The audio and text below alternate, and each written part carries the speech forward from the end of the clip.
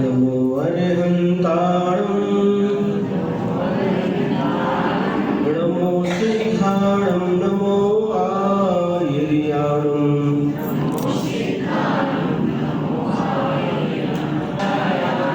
नमो योगेशवसाहुनं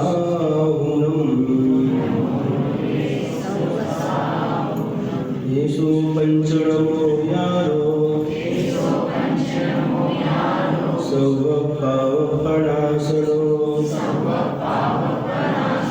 मङ्गलानं च सौवेशं परमं हवै मङ्गलम् परमं हवै मङ्गलम्।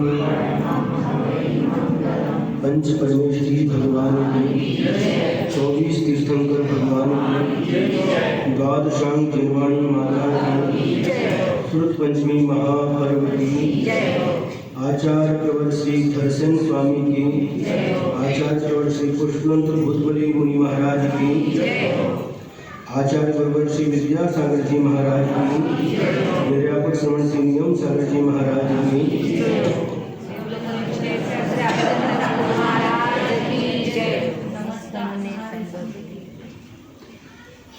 दो प्रकार के पर्व होते हैं।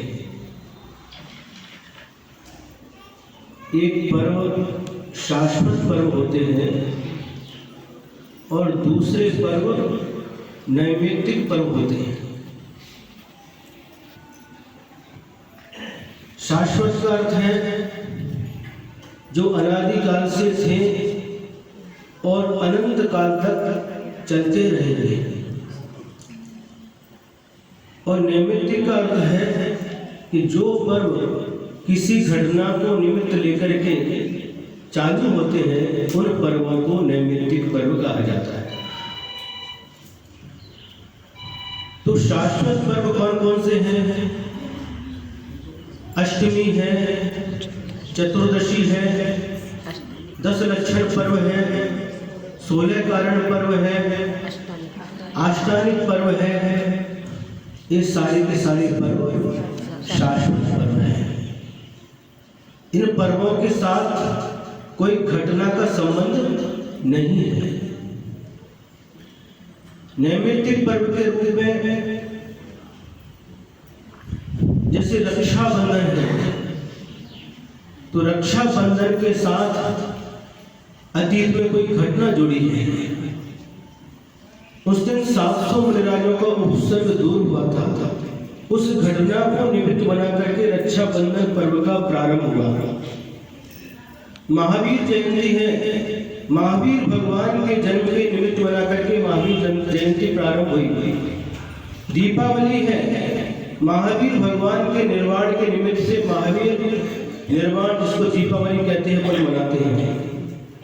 अक्षय तृतीया है, इस दिन प्रथम तीर्थंकर आदिनाथ भगवान का प्रथम बार आहार हुआ था, इसलिए अक्षय तृतीया पर्व प्रारंभ हुआ। और मुकुट सप्तमी है, पार्श्वनाथ भगवान के मोक्ष के निमित्त को लेकर के मुकुट सप्तमी मनाते हैं। इसी प्रकार से आज का जो यह पर्व है श्रुत पंचमी, यह भी नैमित्तिक पर्व है। इसके पीछे भी अतीत में घटी घटना जुड़ी हुई है। सुपाल सागर महाराज जी ने इस घटना को आपके सामने रखा, तो हम लोगों को यह ज्ञात रहना चाहिए कि हम यह श्रुत पंचमी क्यों मनाते हैं, इसके पीछे कौन सी घटना है, कौन सी घटना का संबंध है, ये हम सभी को याद होना चाहिए। जब साक्षात इस धरती पर आदिनाथ भगवान से लेकर के महावीर भगवान तक 24 तीर्थंकर भगवान इस धरती पर विचरण करते थे, इस धरती पर विहार करते थे, तो उनकी दिव्य ध्वनि के माध्यम से सभी धर्मात्मा उनकी वाणी का अमृत मान करके उस धर्म के स्वरूप को समझ करके अपने आप को धर्म के मार्ग पर लगाते थे। तीर्थंकर भगवंतों के अभाव में सामान्य केवली हुए।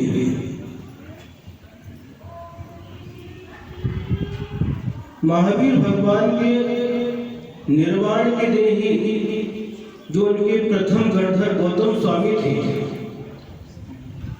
जो मूल में पहले ब्राह्मण थे, इंद्रभूति उनका नाम था, बाद में भगवान महावीर स्वामी के संवत्सर में दीक्षित हुए और दीक्षित होकर के भगवान महावीर स्वामी के प्रथम गणधर के रूप में हम सभी उनको याद करते हैं। तो वह राजू भाई अगर बात करेंगे तो बाहर जाकर करो।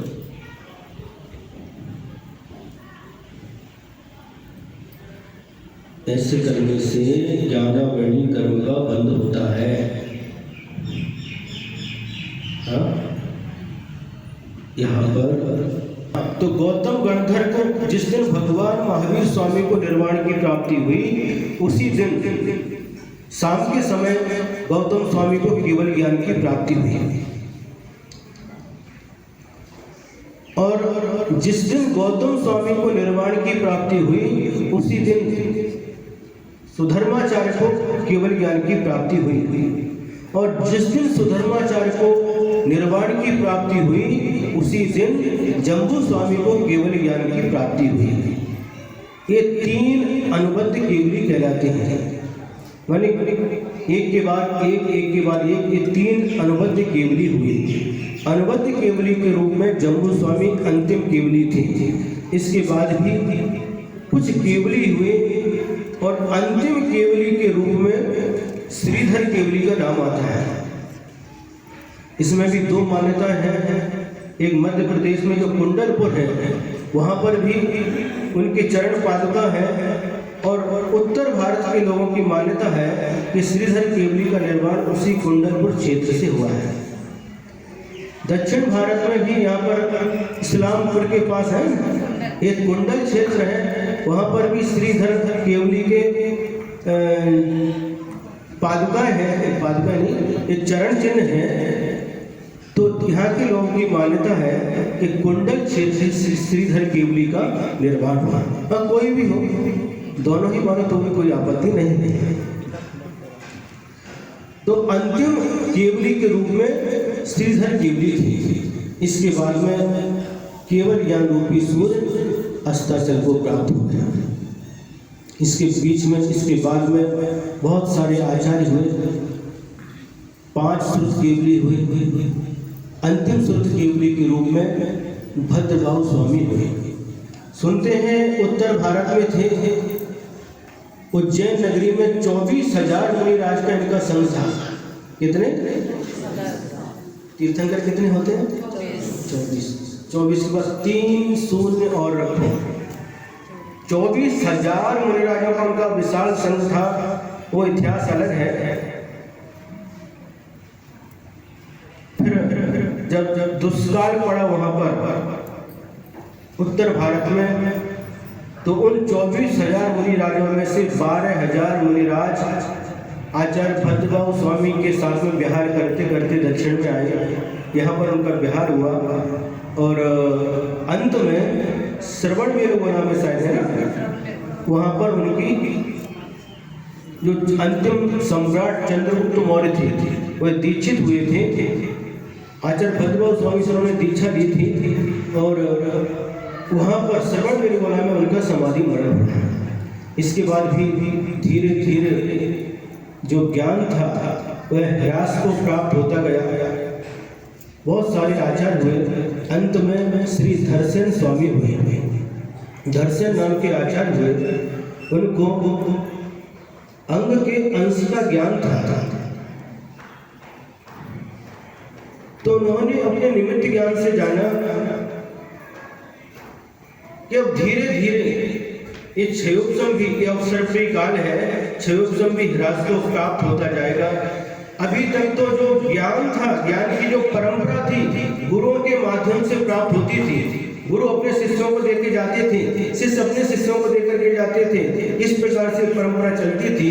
लेकिन अब बुद्धि और ह्रास को प्राप्त होते जा रहे हैं। यह सोच करके उनके मन में एक चिंता उत्पन्न हुई, एक विकल्प उत्पन्न हुआ कि जो कुछ सुख हमारे पास में है इसे कैसे सुरक्षित रखा जाए। विकल्प दो प्रकार के होते हैं, एक प्रशस्त विकल्प भी होते हैं और अप्रशस्त विकल्प भी होते हैं। आचार्य धर्मसेन स्वामी का एक विकल्प प्रशस्त विकल्प था, श्रुत की रक्षा का भाव था। तो उस समय उनको ज्ञात हुआ गुजरात में, सौराष्ट्र देश में,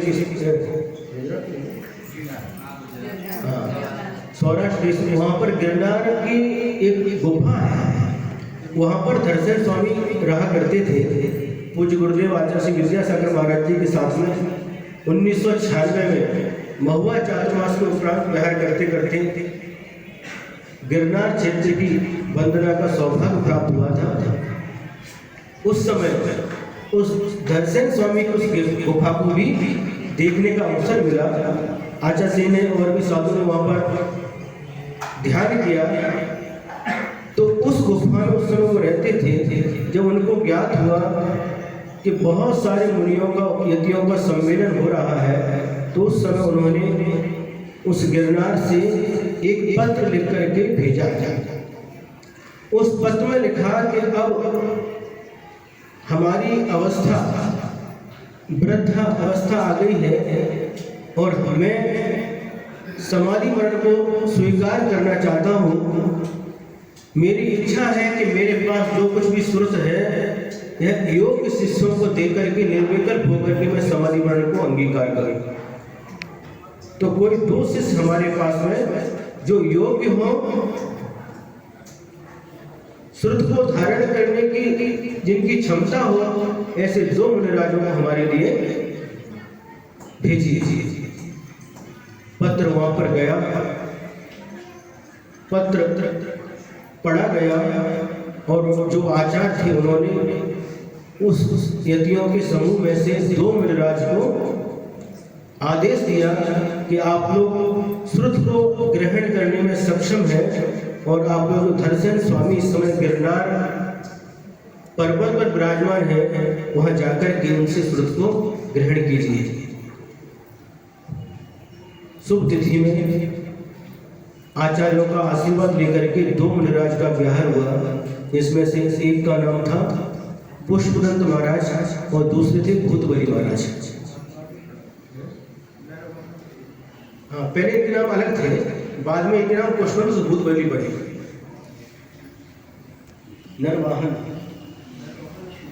नरवाहन और सुरुद्दीन के पहले नाम थे, बाद में इनके नाम पुष्पदंत और भूतबली पड़े। तो विहार करते करते जिस दिन गिरनार पर पहुंचने वाले थे, उसी दिन रात्रि के अंतिम पहर में जो आचार्य धर्मसेन स्वामी थे उनको स्वप्न आया और स्वप्न में वो देखते हैं कि दो बहुत विशाल बलिष्ठ शुभ्रवर्ण के बैल आकर के उनके चरणों में नतमस्तक हो रहे हैं। जैसे ही उस स्वप्न को उन्होंने देखा, उनकी निद्रा भंग हो गई और एकदम प्रसन्नता के साथ उठ करके बैठ गए और उनके मुख से निकला जयो सुरदेवदा, जयो सुरदेवदा, जयो सुरदेवदा। मतलब सुर देवता जयवंत रहे, सुर देवता जयवंत रहे। प्रसन्नता के साथ उनकी निद्रा भंग हुई और उसी दिन दो मुनिराज विहार करते करते आचार्य धर्मसेन स्वामी के चरणों में पहुंच गए। फिर आगे की घटना जो आपने महाराज जी से सुनी ही है, समय कम है, घटना को सुनेंगे तो समय ज़्यादा हो जाएगा। तो उसके बाद में महाराज जी ने परीक्षा ली, आत्मसंतुष्टि के लिए मंत्र दिया, इत्यादि बहुत सारी घटना इसके साथ में जुड़ी हुई है। फिर शुभ मुहूर्त में उन दोनों मुनिराजों को ज्ञान देना प्रारंभ कर दिया और ज्ञान दे करके जो कुछ भी उनके पास था वो पूर्ण होने के बाद में चातुर्मास के लिए 4 दिन बचे थे, एकादशी का दिन था, और उन दोनों मुनिराजों को बुलाकर बोले अब आप यहाँ से विहार कीजिए। देखो आचार्यों की निष्प्रहता, आचार्यों की निरीहता, सब कुछ जो कुछ था निस्वार्थ भाव से उन दोनों मुनिराजों को दे दिया और आदेश दिया कि अब आप यहाँ से विहार कीजिए।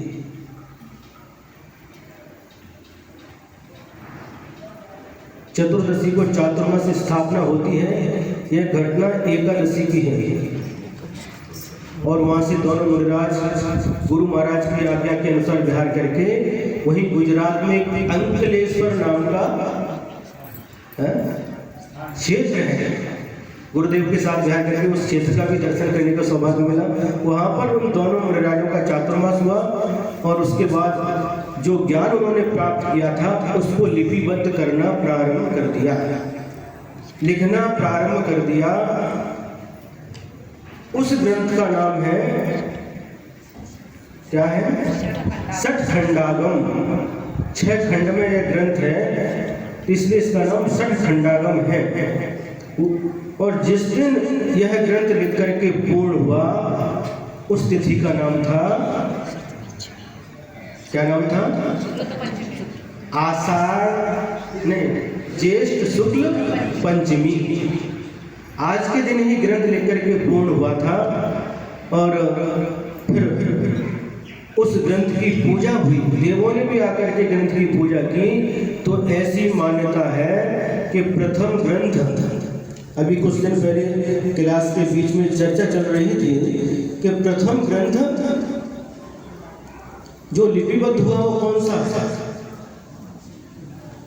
किन्हीं का मत है कसाय पाउड प्रथम ग्रंथ है, किन्हीं की मान्यता है षट्खंडागम प्रथम ग्रंथ है ना। किसी का मानना है कि भगवती आराधना प्रथम ग्रंथ है। कोई भी हो, लेकिन जो बचपन से सुनते आए हैं तो यही सुनते आए हैं कि षट्खंडागम ग्रंथ ही प्रथम बार लिपिबद्ध हुआ और उसमें रमोकार मंत्र प्रथम बार उन आचार्यों के द्वारा लिपिबद्ध किया गया है। लेकिन यदि हम विचार करें, जो कसाय पाउड ग्रंथ है वो एक गाथाओं में है।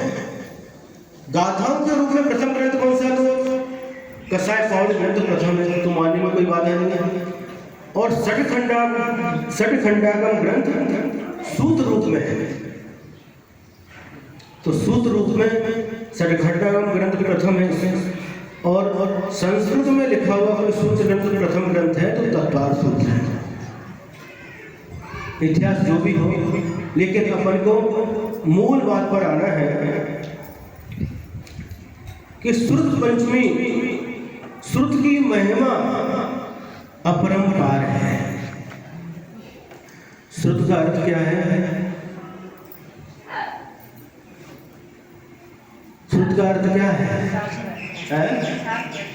श्रुत का शास्त्र है। श्रुत का अर्थ सुनना भी होता है, श्रुत का अर्थ शास्त्र भी होता है, द्रव्य श्रुति भी होता है, भाव श्रुति भी होता है। तो ये जो श्रुत है, जैसे तीर्थंकरों की परंपरा होती है, आचार्यों की परंपरा होती है, उसी प्रकार से श्रुत परंपरा माने साक्षात तीर्थंकर भगवंतों की वाणी, जिसको हम जिन वाणी कहते हैं,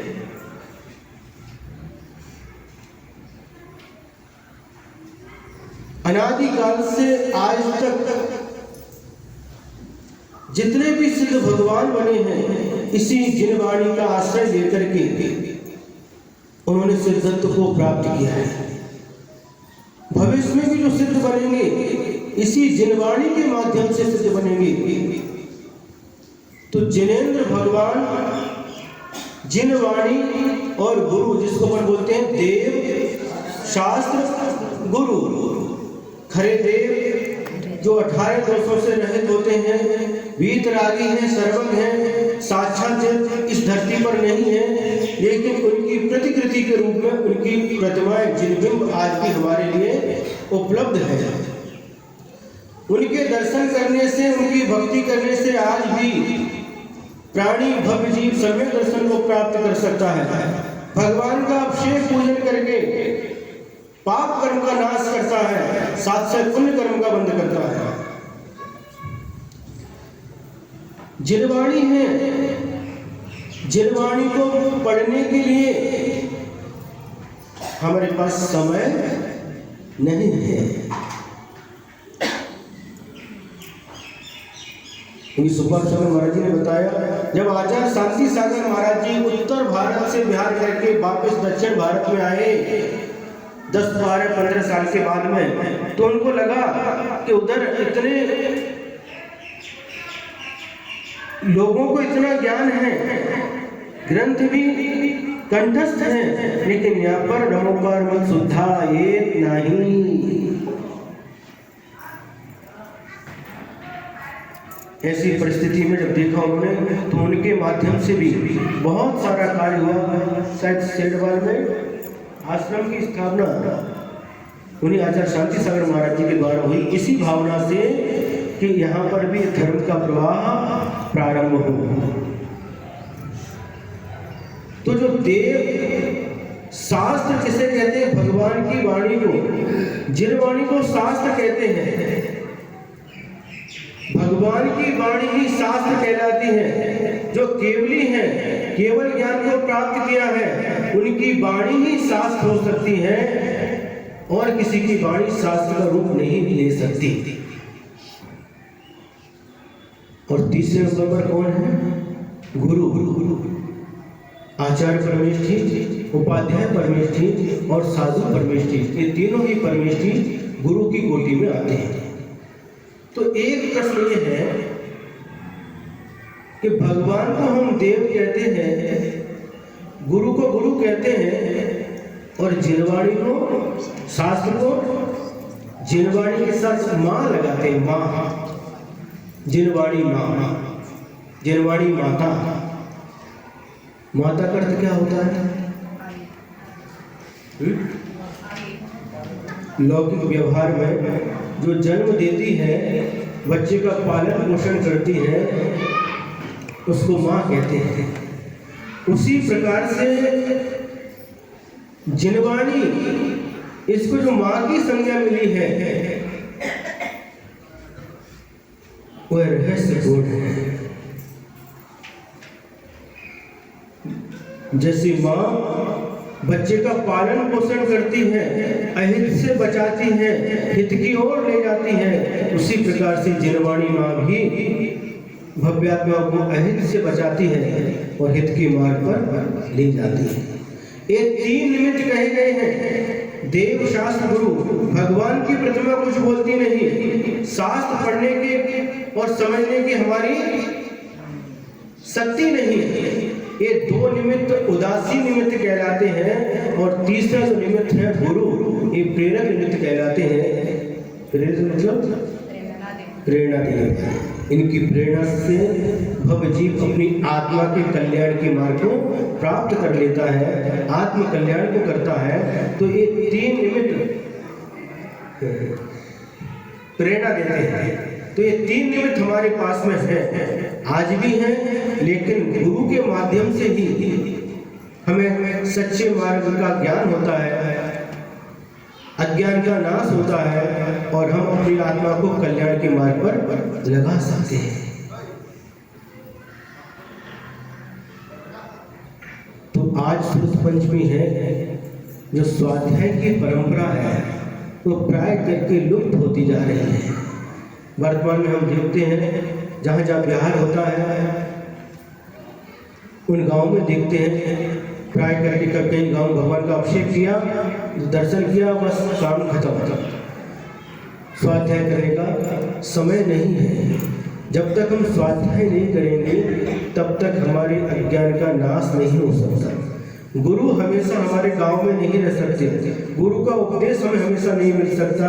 ये जिनवाणी है, उसको पढ़ करके, समझ करके हम अपने आप को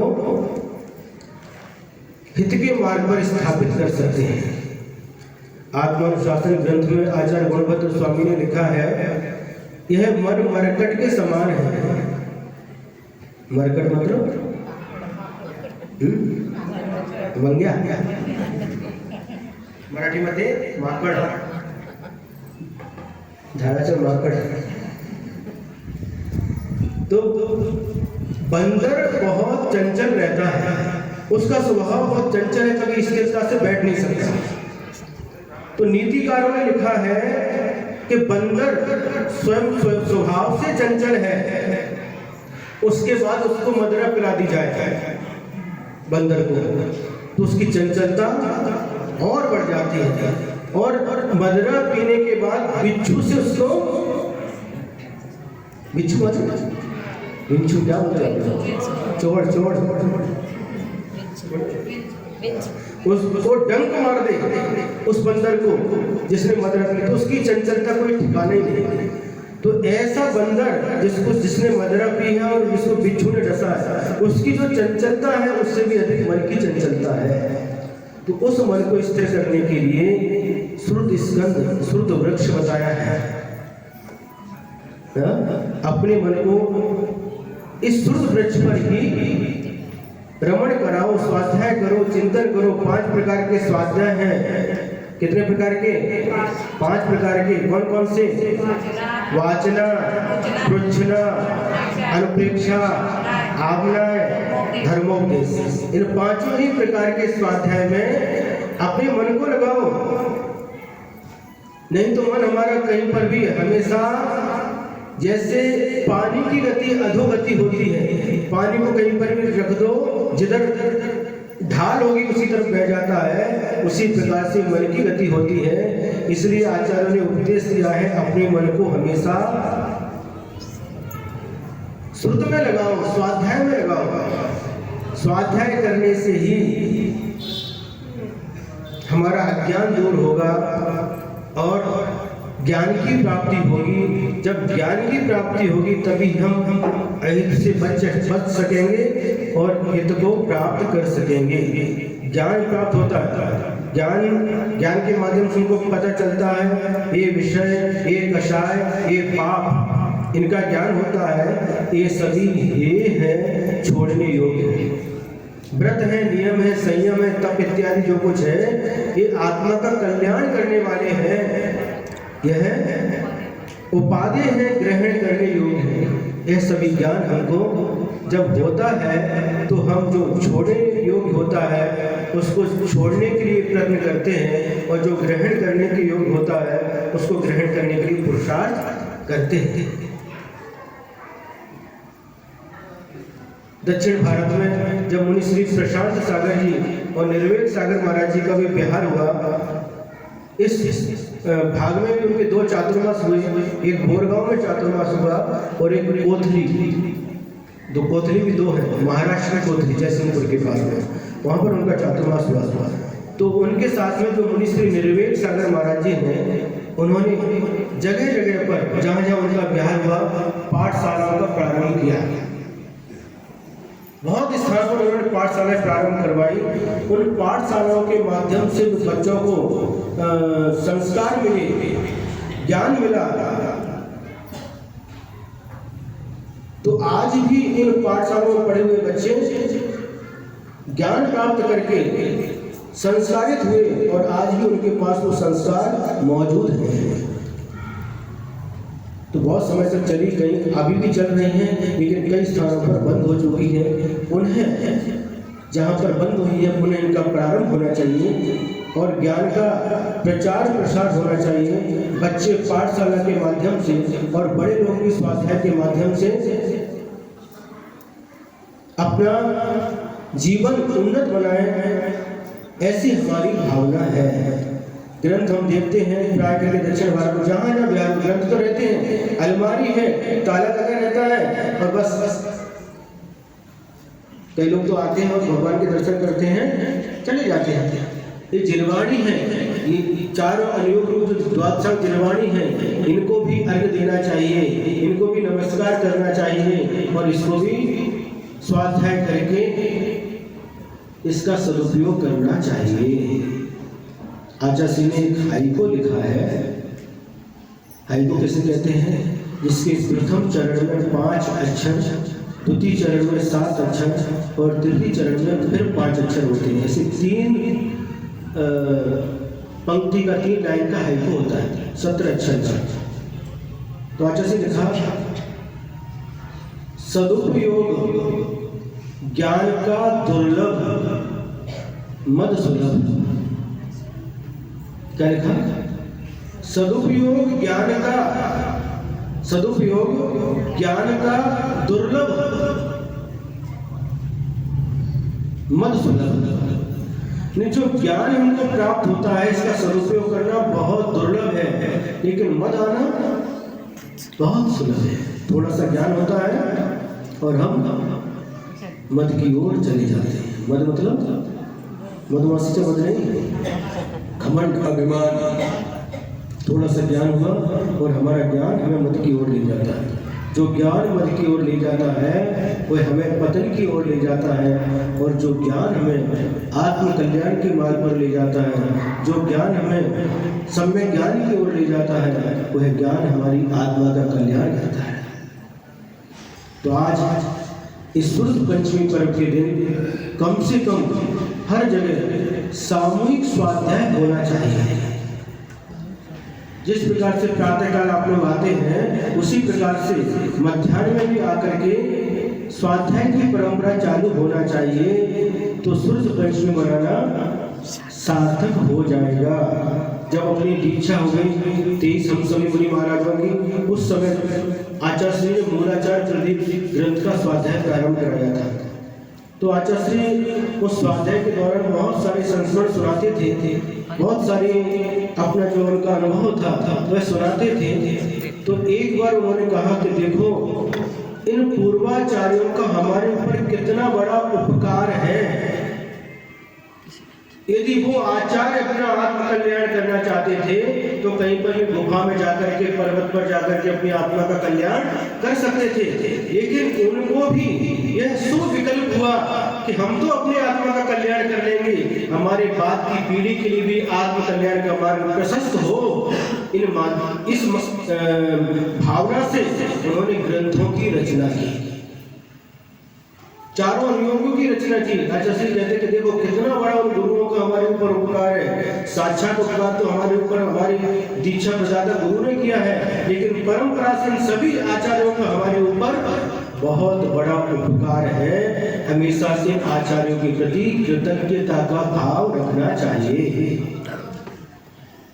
समय 5 बजने में 10 मिनट कम है, अभी 3 महाराज को और सुनना है, इसलिए यहीं पर सारांश इतना ही है। ज्ञान का कोई पार नहीं है, ज्ञान का कोई अंत नहीं है। जितना प्राप्त करना चाहो हमेशा प्राप्त करते रहो। ज्ञान प्राप्त करने के लिए हमेशा एक सूक्ति है, जब ज्ञान प्राप्त करते हैं उस समय ज्ञान प्राप्त करने के क्षणों में अपने को हमेशा युवा समझो। युवा समझ करके ज्ञान वृद्ध हो गए, फिर भी युवा समझ करके ज्ञान प्राप्त करते रहोगे, ज्ञान के मार्ग पर आगे बढ़ते रहोगे। और क्या वैराग्य के लिए अपने आप को वृद्ध समझो कि अब जीवन का कोई भी भरोसा नहीं है, कब कौन सी घटना घटेगी, कौन सा निमित्त पा करके इस आयु कर्म के निषेध झट जाएंगे, समाप्त हो जाएंगे, इसका कोई भरोसा नहीं है। इसलिए जितना हो सके प्रतिमा लेकर के और भी अपनी तप साधना के माध्यम से अपने आप को आत्म कल्याण के मार्ग पर आरूढ़ करो। यही आत्मा का कल्याण करने वाली कौन है? जिनवाणी माँ। अंत में एक दोहा जो आचार्य श्री ने लिखा है जिनवाणी के लिए, भाल रहित मुझे भारती कर दो सहित सुभाल, कौन संभाले माँ बिना ओ माँ यह मुनिमाल। क्या लिखा? भाल रहित मुझे भारती। भाल का अर्थ होता है क्या बोलते हैं इसको? कपाल, माथा। जिनवाणी माँ का कोई माथा नहीं है। भाल रहित मुझे भारती, मैं कैसा हूं?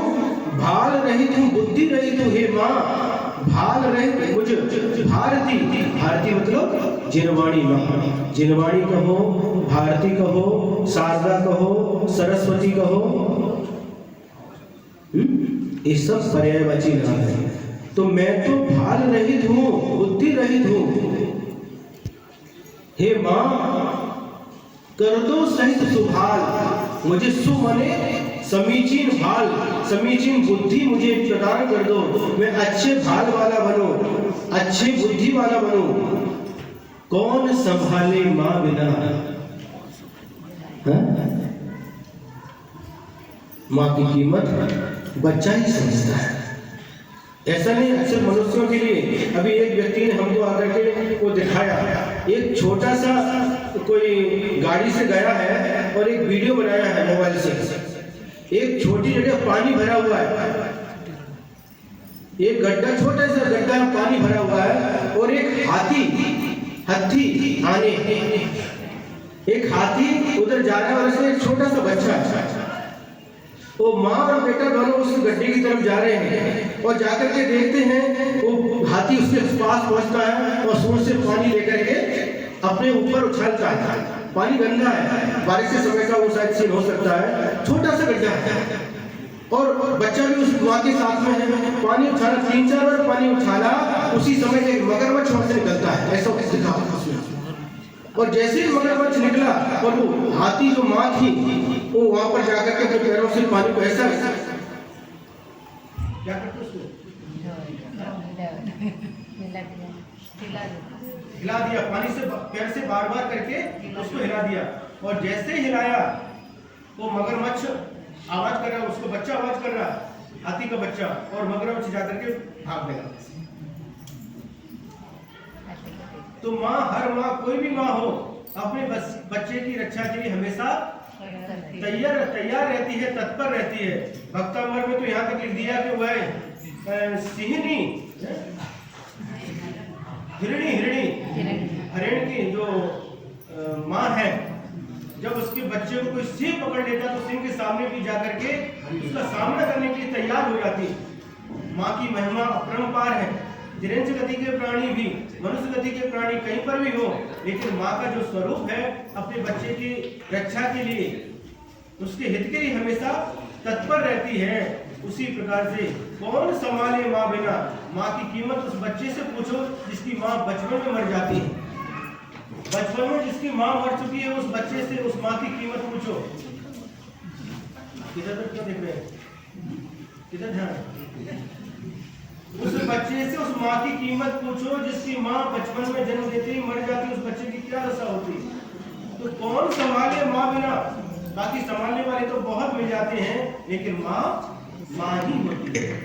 कौन क्या हुआ? माँ अपने बच्चे का माँ अपने बच्चे का कैसा ध्यान रखती है। वहां पर हम देखते थे, कारंजा में थे, तो जहाँ रुके थे वहाँ पर एक बिल्ली ने 2 बच्चे को जन्म दिया था। ठंडी का समय था, जब ठंडी का समय था तो धूप आती थी, वो वहाँ पर मुंह में पकड़ करके बच्चे को लाती थी और धूप में रखती थी।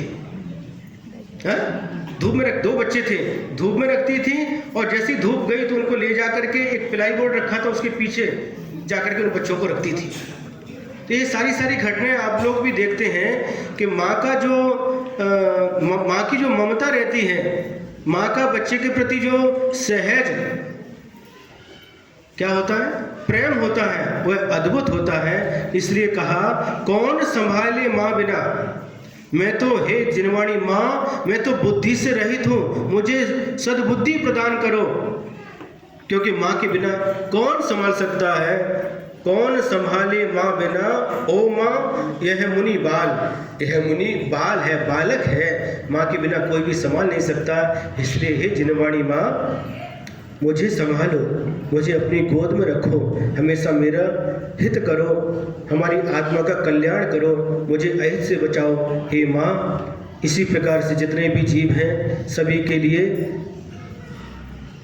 हित करो, सभी का हित करो, सभी का कल्याण करो और सभी इन्हीं जिनेंद्र भगवान की वाणी का आश्रय लेकर के आत्मा का कल्याण करें, तभी शुद्ध पंचमी पर मनाना सार्थक है। जय बोलो महावीर भगवान की, शुद्ध पंचमी महापर्व की, आचार्य गुरुवर्ष विद्यासागर जी महाराज की।